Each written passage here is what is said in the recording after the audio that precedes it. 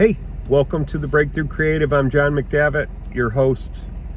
I'll always be your host unless, I don't know, something changes. But this is where we talk about the business of art and the art of business. So if you're listening to this, you probably can't tell, but if you're watching, you can see that I'm remote today. I wanted to just try something different and get out of the studio.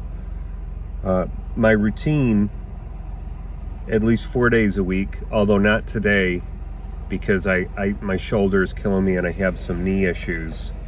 But I'm okay. I'm going to be okay. I usually go lift with some buddies and then I'll head over to the local Starbucks and I'll sit outside the Starbucks for a little bit with a coffee, and I'll catch up on news. I will dream a little bit about the day, and I may even illustrate a little bit on my iPad. You know, we're still in COVID, we're still under the pandemic, so I would do this even before the pandemic, but I find that I like to get out of the house. I like to get out of the studio. I work from home, which is wonderful. I love it. I haven't had a commute in a long time. I highly recommend that. But when nobody has a commute, generally, for a very long time. So, you know, I was thinking about the show. This is actually the 25th episode, so I'm through 25 of these. Some of you have been through 25 of these with me, and I'm really glad that you've been along for the ride. I'm not going to stop anytime soon. I'm really enjoying myself. I'm enjoying the process. I'm enjoying what I'm learning from my guests. I love to hear people's stories. I love to hear their stories, and I love to hear their processes. You know, I was thinking, what is the difference between those of us who find success and those of us who don't? I think it's pretty simple, okay? All things being equal, right? We've all got different situations, but I'll tell you, I believe that if you start something and you stick with it, you're going to learn and you're going to improve.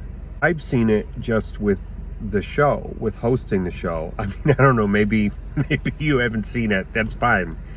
But I've seen it through a technology standpoint, you know, the technical aspect of what I've been doing. I started the first 4 episodes, and 2 of them I recorded on Zoom, and 2 of them, which were just me, I recorded on my iPad, and I used GarageBand for the ones with me, and then Zoom, of course, for Michael Spooner in episode 1 and for Kate Sartorius in episode 4.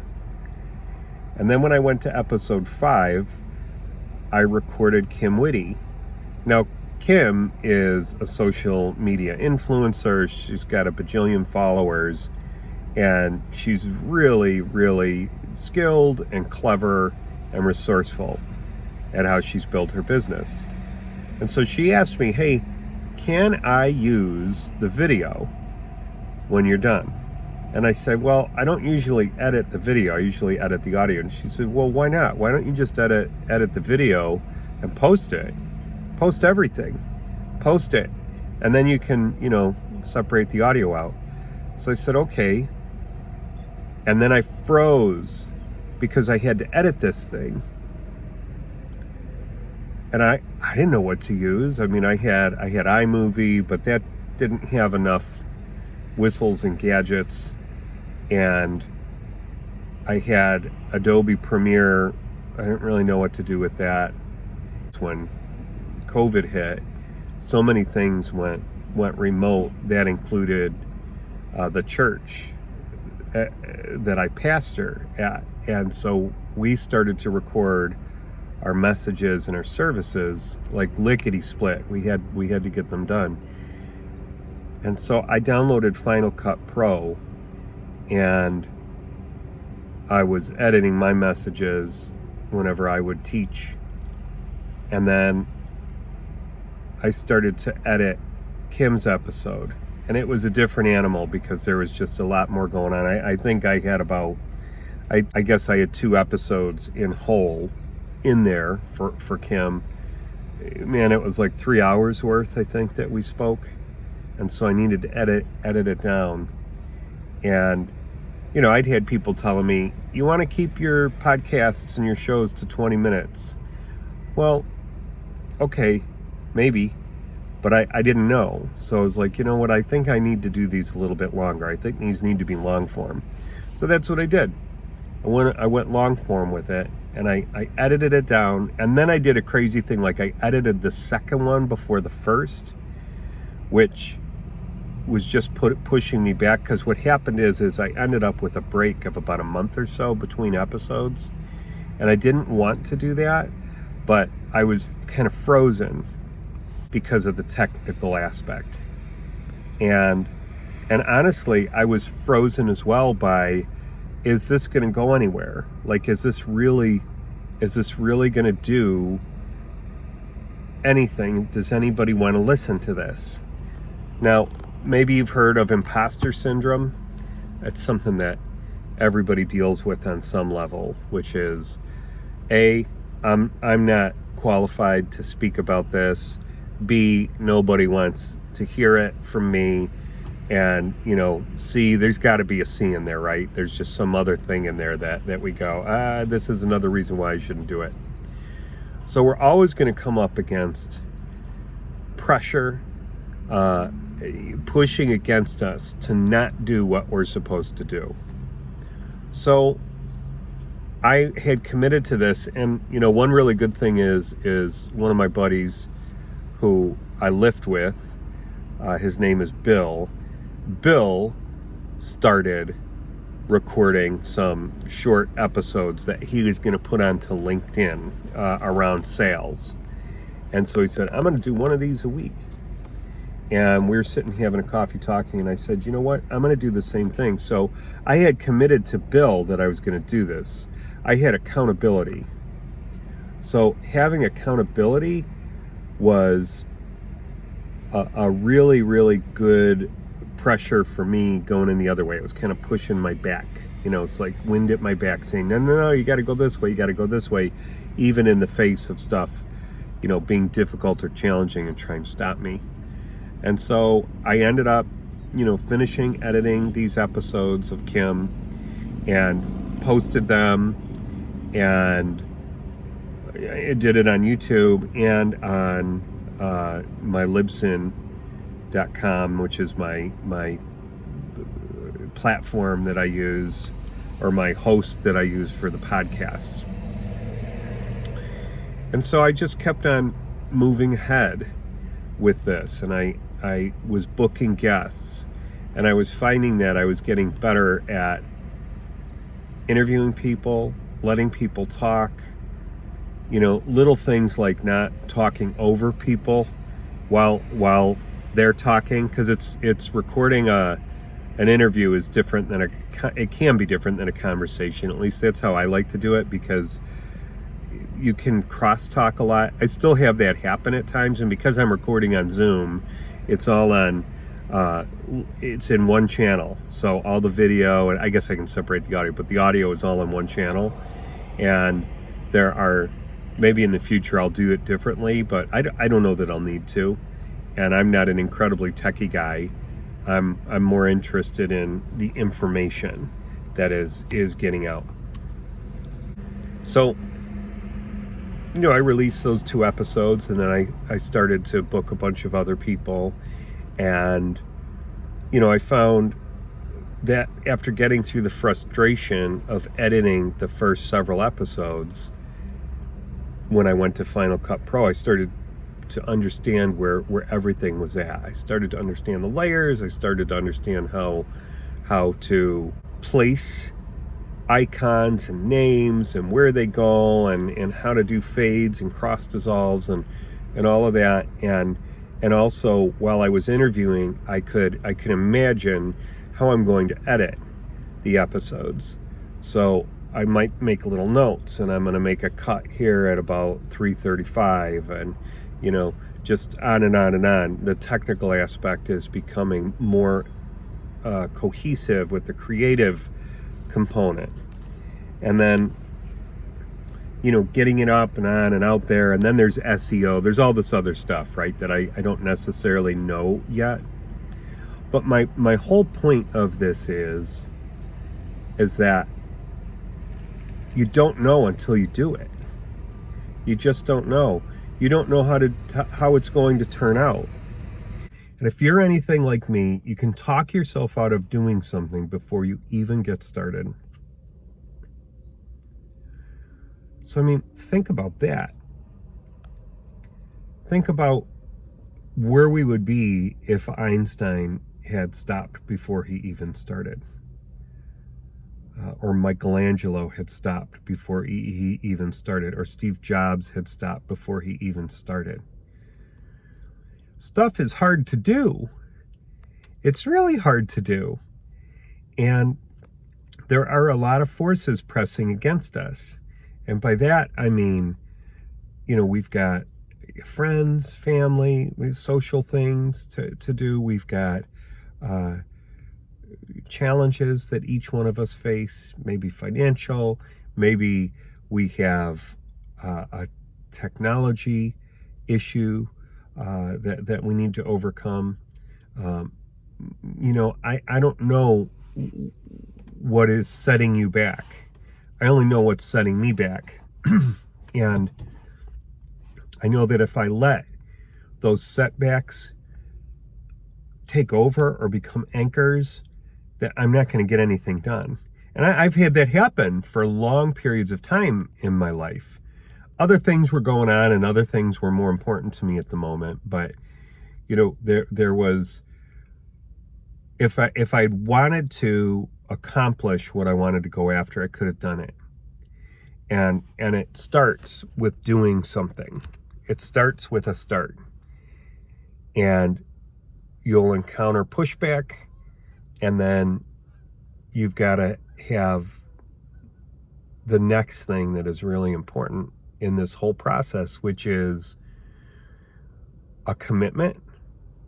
Like I made that commitment to my buddy Bill. I mean, it wasn't really to Bill, it was to me, but I had to answer to Bill, right? If I said, yeah, I'm going to do these, and then I didn't do it, then I think that the problem with that is not only does Bill go, oh, John's not a man of his word, or John can't get it done, but then I start to do that. I go, I'm not going to do this. I'm actually not going to get this done. And that builds up. Like if you start to build your foundation out of things like that, it's a foundation of coulda, woulda, shouldas. And that's no good. I'd rather have a foundation of, hey, I did this and I did this and I did this. Not to be proud, not to be a jerk and to lord it over anybody else. But to say, hey, I'm doing this, and it's leading somewhere. I just don't know where it's leading all the time. And my ideal for my business is that it's leading toward income. So I still do product development. I still paint murals. I still illustrate for clients. I still, work on, I'm laying out a book for a client right now. So I'm doing little bits and pieces here and there. My business has always been made up of a variety of different clients and or people that I work with. I've worked with a variety of different clients under the same roof. That can be challenging, by the way, if you're working with a whole bunch of people at one company and they're keeping you busy all the time. Be careful, because if they end up, going belly up, you've had all your eggs in one basket. That's not good. I've done that. It can be good for a little while, but you're wiser to have a few others going there. But see, I wouldn't have known that if I hadn't done that. So life is a journey, and this creative business is a journey, and you don't know what you can do until you get started. So you've got to have kind of pressures. I do anyway. I need to have some kind of pressure in the direction that is pushing me forward, as opposed to just all of these things working against me. And so being accountable to Bill has been really good. And Bill and I, we don't even talk a whole lot about the podcast, but he knows it's out there. He knows that there's another episode coming on. He knows that I'm putting the show on YouTube now as well. And so my accountability is right out there. And so I think accountability is huge. And maybe even bigger than that is deciding. Is just deciding that you're going to do it. You're going to make a decision and you're going to move forward. It's like getting in a car and going for a drive somewhere. You don't know what you're going to encounter along the way. But most of us don't stop and stay at home because we don't know what we're going to encounter. I don't know if I'm going to turn off my street and there's not going to be an elephant running at me, or a rhino running down the street at me. Now, chances are slim to none that that's going to happen, but I don't know, right? I can't predict the future. And if I'm worried about the elephants and the rhinos that are going to get in my way and block me, then chances are I'm going to be stopped by things that are, a lot easier to overcome than that. Because I'm allowing something to get between me and my journey. I'm allowing something to get between me and my journey. I gotta not do that. I've just got to go out and journey. And I make that decision because of my next point, which is I desire something. I desire to make a living as an artist. That's been in the back of my head since I was about 11 years old. I don't know why it's there. I don't think it makes me better than anybody else. I just know that was the thing in my head.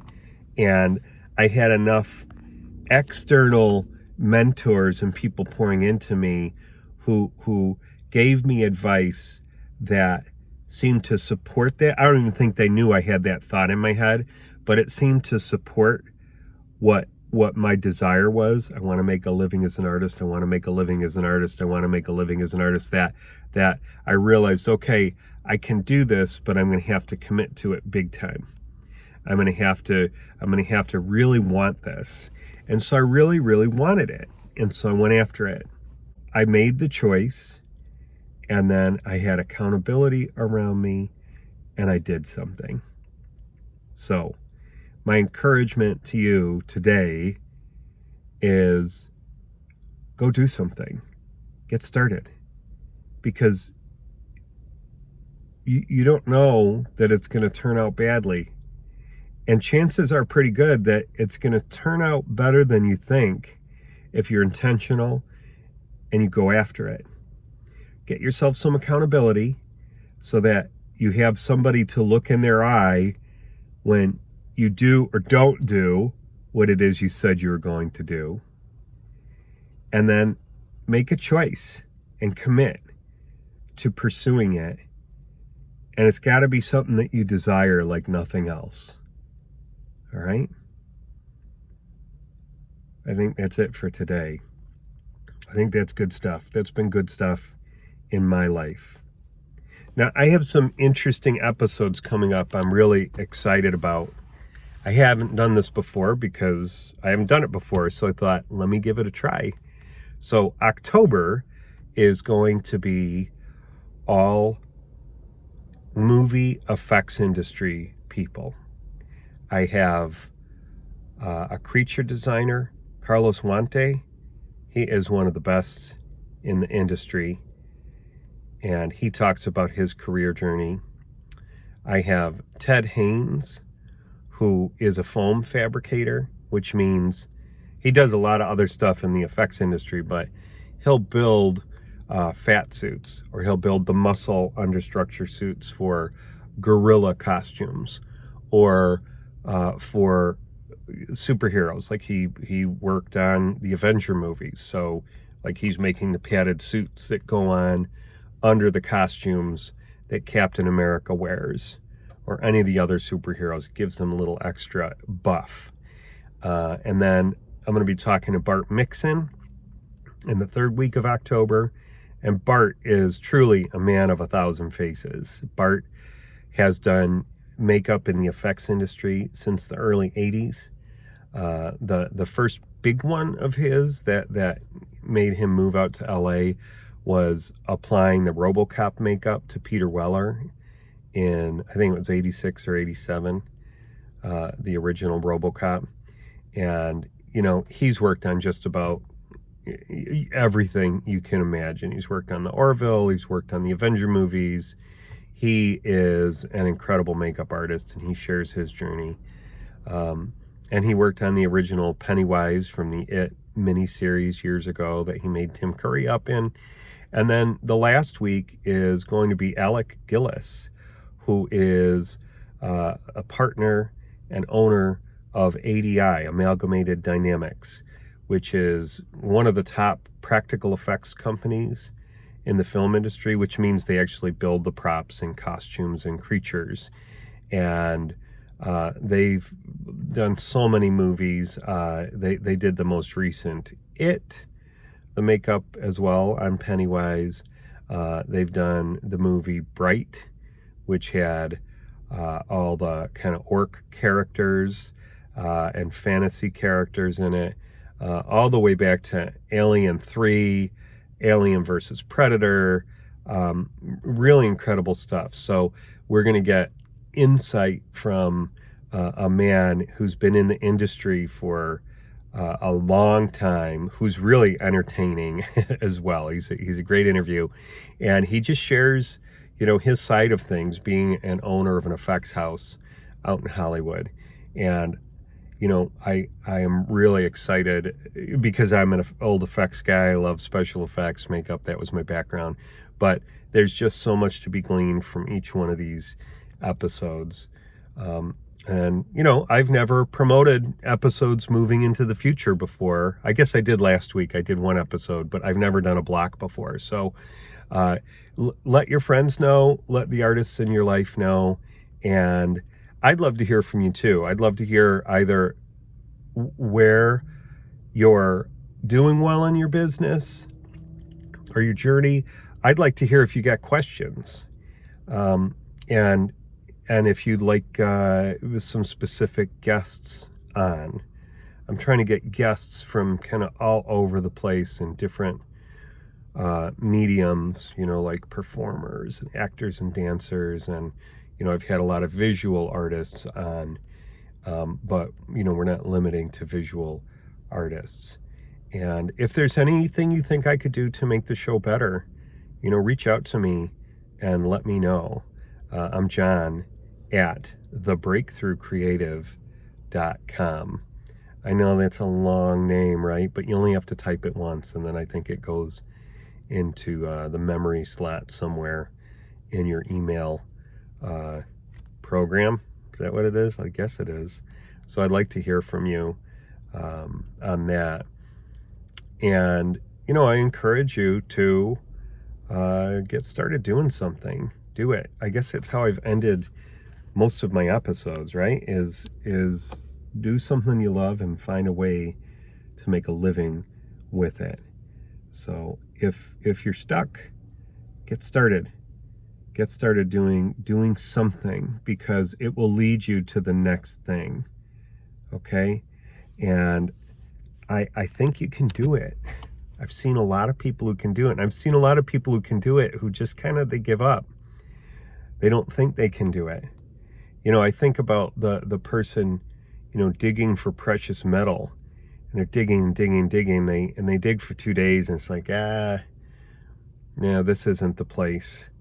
Or they sell their shovel and they give up and they go take another job.